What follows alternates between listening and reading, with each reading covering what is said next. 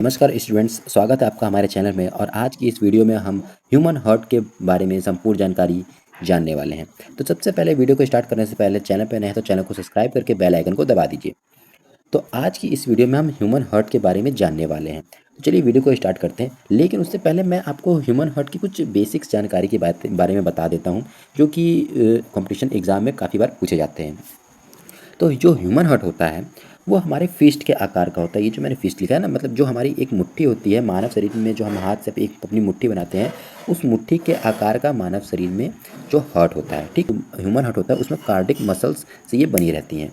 ठीक, अब यहाँ तक हो गया है। तो अब इसके जो वेट होता है वो कितना होता है, तो हम ये कह सकते हैं जो इसका वेट होता है 200 से 260 ग्राम के बीच में इसका वेट होता है। ठीक, वजन जो स्टर्नम बोन होती है इसके पीछे होती है और स्लाइटली लेफ्ट साइड, मतलब इसका ना झुकाव जो है वो लेफ्ट साइड थोड़ा ज़्यादा होता है। ठीक, स्लाइटली मतलब हल्का सा, हम ये कह सकते हैं स्टर्नम बोन के पीछे होती है। अब मायोजेनिक क्या होता है, ये बहुत ही इंपॉर्टेंट क्वेश्चन है।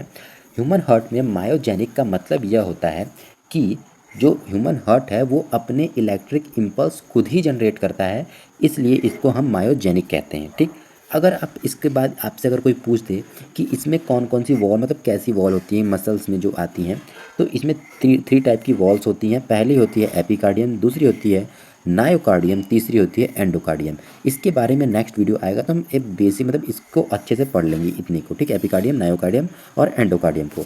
अब इसमें एक और क्वेश्चन होता है कि इसमें नंबर ऑफ माइटोकॉन्ड्रिया ज़्यादा क्यों रहते हैं। ठीक, नंबर ऑफ माइटोकॉन्ड्रिया ज़्यादा क्यों रहते हैं ह्यूमन हार्ट में, तो हम ये कह सकते हैं जो एरोबिक रेस्पिरेशन होता है इस, मतलब ह्यूमन हार्ट में एरोबिक रेस्पिरेशन होता है, जिसके कारण क्या होता है कि नंबर ऑफ माइटोकॉन्ड्रिया इसमें सबसे ज़्यादा पाए जाते हैं।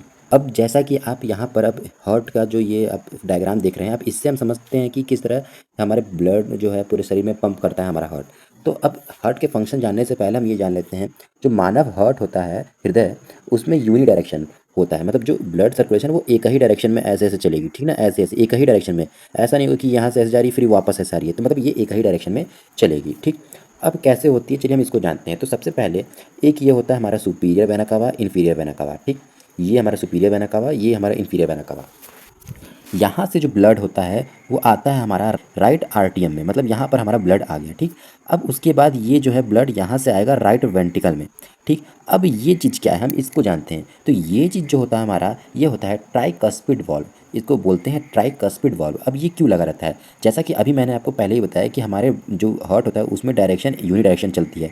तो ये जो ब्लड का बैक फ्लो ना हो जाए इस तरफ राइट आर्टियम में, इसलिए ये ट्राइकस्पिड वॉल्व जो होती है, आप देख सकते हैं ये, मतलब ब्लड यहाँ से आसानी जा सकता है लेकिन निकल नहीं पाएगा। ठीक, फिर यहाँ से जब ब्लड यहाँ पर आ गया है, फिर यहाँ से ये जो आपको ये दिख रहा है ना, ये पल्मोनरी आर्टरीज ये है। ठीक, अब ये पल्मोनरी आर्टरीज में ये यहाँ पे ये जो आपको दिख रहा है इसको कहते हैं पल्मोनरी वॉल्व। ठीक, ये पल्मोनरी वॉल्व है। यहाँ से जो ब्लड है डीऑक्सीजनेटेड ब्लड जो होती है यहाँ से जाती है लंग्स में, और लंग्स में जाने के बाद वो उसको ऑक्सीजनेट कर देता है, और फिर वहाँ से ये जो है पल्मोनरी थ्रू जो होती है वो आ जाती है हमारे लेफ़्ट आर्टियम में। ठीक, अब लेफ़्ट आर्टियम से जो ब्लड है वो यहाँ पर आ जाती है हमारे लेफ़्ट वेंट्रिकल में।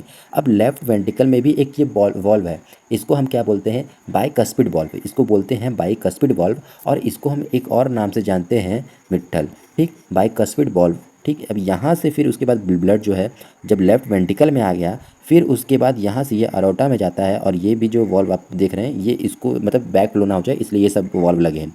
फिर अरोटा के थ्रू जो होता है हमारे बॉडी में, पूरे बॉडी में ब्लड जो होता है सप्लाई हो जाता है। ठीक, अब जो होता है अरोटा जो होता है वो हमारी बिगेस्ट आर्टरी होती है। ठीक, क्या होती है, बिगेस्ट आर्टरी। अब इसको हम डबल सर्कुलेशन क्यों कहते हैं, तो चलिए एक बार इसको भी थोड़ा सा नज़र डाल लेते हैं। तो जो हमारा हार्ट होता है, ठीक, देखिए सबसे पहले जो बॉडी है वो ब्लड जो ला के हार्ट में रहता है, हार्ट में जब दे रहा है तो उस टाइम क्या है, डीऑक्सीजनेटेड ब्लड है, लंग्स में जाने के बाद ऑक्सीजनेटेड हो जाता है। ठीक, फिर उसके बाद ये फिर ब्लड जो होता है ये हार्ट को सप्लाई करता है, और हार्ट जो है पूरे बॉडी में ब्लड को सप्लाई कर देता है। ठीक, तो उम्मीद करता हूँ कि आज की वीडियो से आपको काफ़ी चीज़ें क्लियर हो गई होंगी। तो इस तरह की इन्फॉर्मेशन वाली वीडियो जानने के लिए हमारे चैनल को सब्सक्राइब करें।